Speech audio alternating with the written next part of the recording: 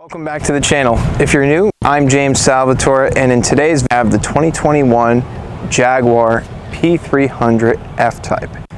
And in today's video, like always, I'm going to be sharing some things you need to know about the car, and then we're going to take it out for a drive, and I'll share my opinions on the driving experience with you. But before we do, be sure to smash the like button for the YouTube algorithm because it really helps us small creators out. Be sure to turn on the bell notifications so you don't miss out on future content. On the channel, I typically do new car reviews, new car comparisons, classics, exotics. So if that's your thing, be sure to stick around. And with that said, cue the cinematics.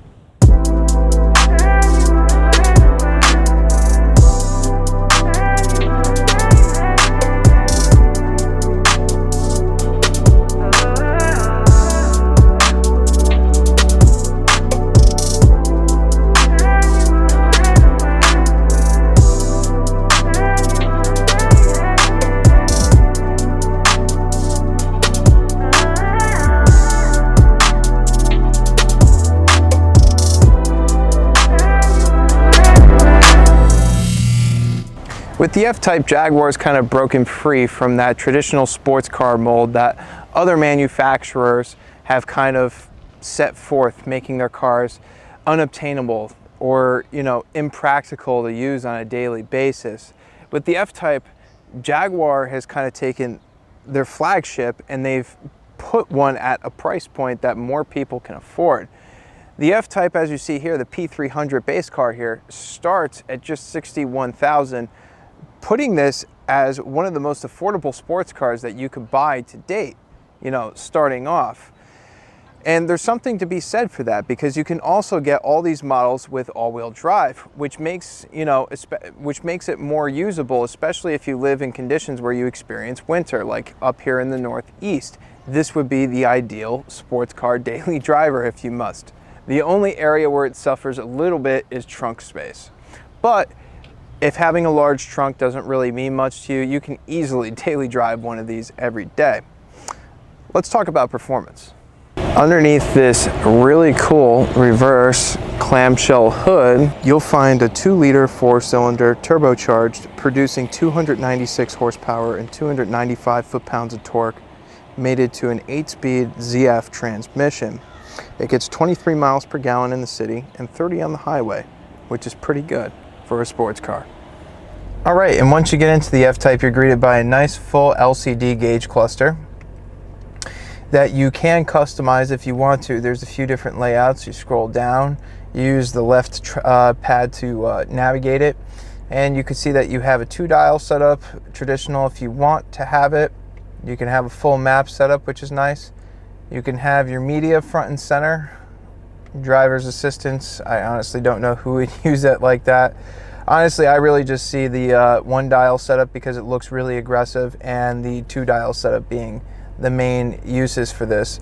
But I do like that they allow for customization. A lot of cars, especially right now BMWs in specific, I feel like they've wasted the potential of these LCD gauge clusters because there's no customization there. They might as well have just gone with analog. This is nice because you could choose what you want to have displayed right in front of you, front and center, and it's high resolution, clear, easy to use, and it's not glitchy. Moving on to the infotainment system, you can see that they have a nice updated larger screen. It's high resolution, it's multi-touch. If we go over to the maps here, you can see that when you zoom out, it's nice and fluid. It's not glitchy like Jaguar products of the past. Definitely a huge improvement for the F-Type overall. And now you do get Apple CarPlay and Android Auto as standard in this car, which will help extend the usability of the infotainment system for the years to come. When it comes to the Hvac controls, they've kind of left that alone. It's very simple. You have a few knobs here to adjust that. We're not going to focus on that. And then down here, just like in the past, you have your drive mode selector, your volume, and your exhaust button, and your spoiler, and your auto start stop turn off button. Other than that, it's a pretty small interior, so there's not that much to cover. All right, coming around to the rear, we're just going to touch on cargo space real quick. I do think it's the weakest point of this car, and I think it'll be the limitation for many people considering. You can see up here the tailgate is power operated, and as you look into the trunk, this is pretty much it. But enough talking, let's go out on the road and see how it drives. All right, now let's talk about the driving experience. Now, The first thing I'm going to point out is probably a very obvious thing. You see that my head's literally touching the ceiling here. This car is very small. I do not recommend this car for anybody who's above 6'1". I'm 6'1", and for me it's pretty cramped in here. If you're a bigger guy, you're definitely not going to fit comfortably. I'd say this car is ideal for like people who are like 5'8" and below. That's just my opinion. Again, that doesn't reflect the driving experience. It's just more, you know, in terms of like practicality, like how comfortable are you going to be driving this thing over long distances?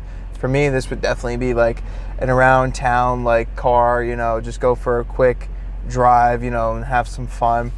This probably wouldn't be a car that I'd go on a road trip in. Even though this car has a 4-cylinder, you'd be surprised at how peppy it actually feels. I mean, I'll be honest with you, when I first kind of thought of reviewing this car, I wasn't really sure what to expect, because in general, I'm not really too much of a fan of 4-cylinders, and trust me, if this car wasn't any good, I'd tell you. Let's roll the windows down here, because Jaguar does a great job with exhaust systems.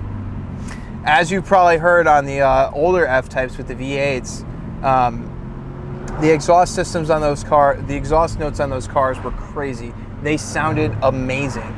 And yes, this is still a 4-cylinder. Absolutely, it does not sound anywhere close to as good as the V8 or the V6, but for a 4-cylinder, it does have some personality. It doesn't just feel like a bland 4-cylinder where you're just like, oh, it's a 4-cylinder, you know, your typical 4-cylinder.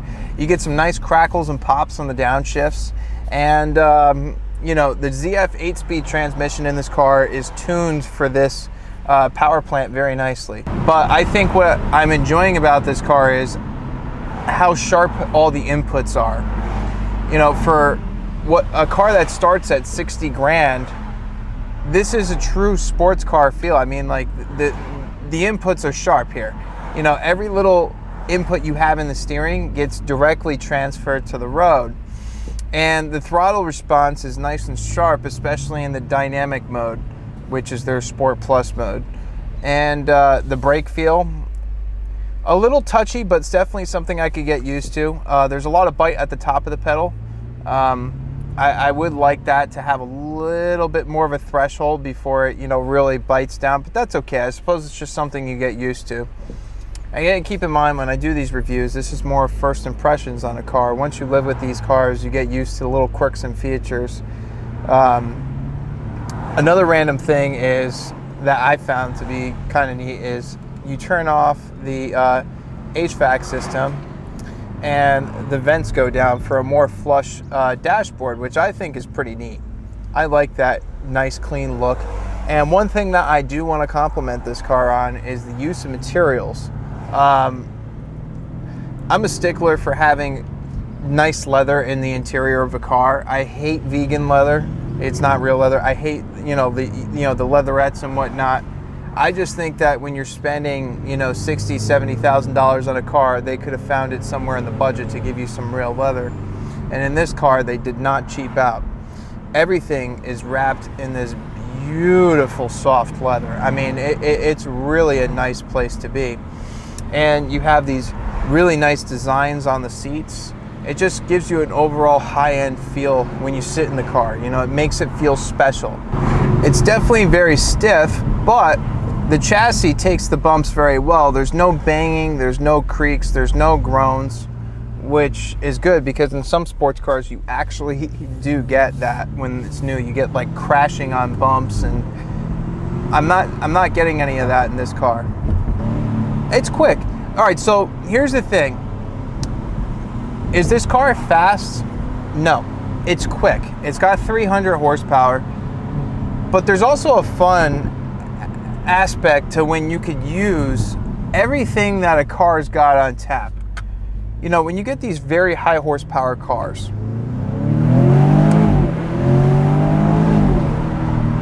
when you get these very high horsepower cars, you can't do that you know, on a back road, that would have already been like 100 miles an hour if I just really got into it like that. In this car, it's 50, 60. But there's a certain satisfaction in being able to go through the gears on a back road still and use everything that the car's got, and, you know, have a car that just handles amazingly, because this thing really does handle nice. One of the other things I also like about the car is just everything's simple. It's laid out nicely. It's not overcomplicated. In a lot of cars today, they've overcomplicated a lot of things by putting everything in the infotainment screen, which makes it really annoying when you're just trying to adjust the climate control when you're driving. I like that they've kept things simple with the knobs for the HVAC, and, you know, the infotainment system isn't too intrusive, and it's nicely integrated into the dash. It doesn't look like it's just pasted on there, or, you know, it's sticking out. It's nicely integrated, which I like. And I really do like the gauge clusters in this car. They did a good job. If you have a last gen F-Type, you'll definitely appreciate having the new upgraded, or I shouldn't say last gen, I should say pre-facelift F-Type. You'll definitely appreciate the new LCD gauges.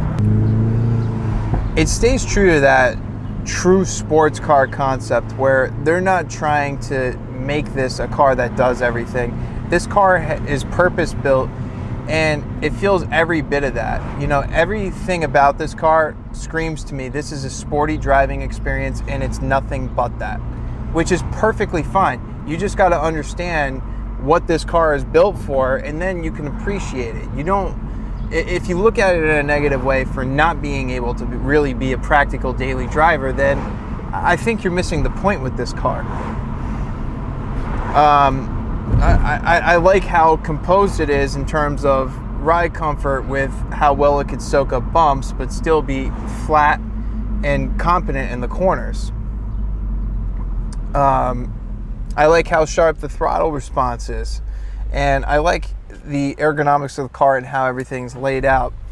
The things that I don't like about this car, it feels a little too small. I mean, I know that it's a sports car, it's trying to be, you know, small and wrap around you, but it's just a little too small. With the average person being my size at around 6 feet, 6'1", you want to make these cars so they're, you know, more comfortable to be in. I'm not saying like comfortable for long trips. I mean like just easier to fit in. As it is right now, pretty much all I could see is the top of the windshield. I'm not looking out through the windshield. I have to kind of look down through the windshield, which is, to be honest, pretty annoying. You know, if maybe the roof line of the car was just slightly higher, you know, I wouldn't have that issue. But for me, all I'm looking at is this pillar, the roof line, and trying to see out the back window. Just don't try. Just hit the gas to pass somebody. But in terms of the car itself, I do think it's a lot of fun. I think it has a lot of positive attributes to it. And I could definitely see this being a car that I'd love to take on spirited drives on back roads where I could really use this to its full potential. And the thing is, you could reach this car's full potential on a back road. The higher horsepower models are going to be a little bit more thrilling, yes. I think the V6 model might be the sweet spot for these, to be honest. I think the V8 might be actually a little bit too much power for the road. My ideal horsepower is, I think anything between 450 and 500 horsepower is perfect for the street. Anything more than that is just a little bit much because you can't use it on back roads. Now, another neat thing about this car is if you double click the dynamic select mode and then you mat the throttle with your foot on the brake, you go into launch mode. I'd love to demonstrate that. However, this car has only 34 miles on it, so that would probably be a little bit hard on the car, seeing that it's brand new. So we're not going to do that today, but I just wanted to let you know that this does have that. All right, now we'll get a little acceleration. Yeah, I mean, it's quick. It's quick. You could definitely tell that it has a healthy 300 horsepower for sure. And I like the little blips on the upshifts too. I mean, overall, I think that this is a good package as long as you understand what this car is trying to accomplish. This is trying to be a sports car. It's not trying to be your daily driver. But if you were looking for a sports car and you had to use it as a daily driver, the nice thing about these cars is they're all-wheel drive. So if you live in areas like I do up here in Connecticut in the Northeast where you get snow, if you throw a set of snow tires on this car, you should be able to theoretically get through no problem at all. So overall, the F-Type, yes, it does have some drawbacks. But I like that it's a true sports car. I like that there has to be some compromise with this car, because that's what a true sports car is. A true sports car doesn't do everything well. It does a select few things well. And you enjoy those as you drive the car, and you know, you make a compromise on the rest, or you have another car to go along with it. So as a weekend driver, I think this car is great. If you had to survive with it year-round as a daily driver, as long as you don't need a lot of trunk space, really, you could get by with it because you have all-wheel drive. So you throw a set of snow tires on this car and you go for it. You know, as long as the snow's not too deep, you should have no problem driving this year-round. In terms of overall build quality, I think that the car is built nicely. The chassis feels strong. You hit bumps, you don't get any twist or shake in the car. It doesn't crash over bumps, which is a good thing. And on the interior here, in this particular one, we have the upgraded leather interior, which really adds a premium feel to this cabin. I really like the use of materials in here. It feels high-end. And it feels modern too. You know, unlike Mercedes and BMWs, Jaguar Land Rover products don't use a lot of wood, and I kind of like that. It feels more modern and futuristic in here. Yeah, I mean, if you can get over the drawbacks, I think that this is a great car. On a side note, I kind of want to touch upon the future of the channel. So I've been MIA for the past, since kind of September. I've posted very few videos, just sporadically, one here and one there. And I just want to let you all know that I am back. I have a few more editors now. My business picked up. I was a little bit too busy to make videos. Didn't have the time for it, but now I am making the time for it and doing my best to put out consistent content. I'm going to try to have at least one new upload every weekend, so be sure to stay tuned for that, and pay attention to my Instagram. Be sure to follow me at James Salvatore, because when you don't post for a while, the YouTube algorithm fights against you, and those of you who have your notification bells turned on probably aren't even getting the notifications when I upload videos. So just be sure to stay tuned for alerts and Instagram posts for to watch some of my new content.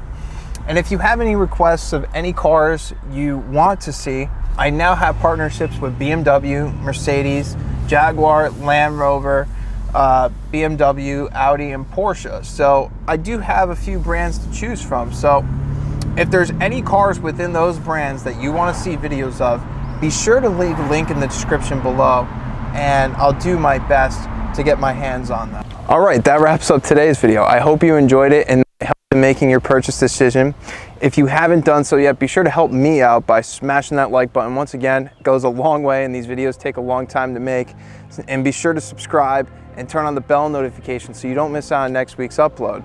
Before we go, I'd like to say a special thanks to my friends down at Jaguar Land Rover Darien, Connecticut, for making this video possible. They're an awesome, super helpful, friendly group of people to work with. So if you're in the market for one, be sure to give them a call. I'm going to leave their contact information in the description below for you so you can do so. And with that said, thank you for watching, and I'll see you next video.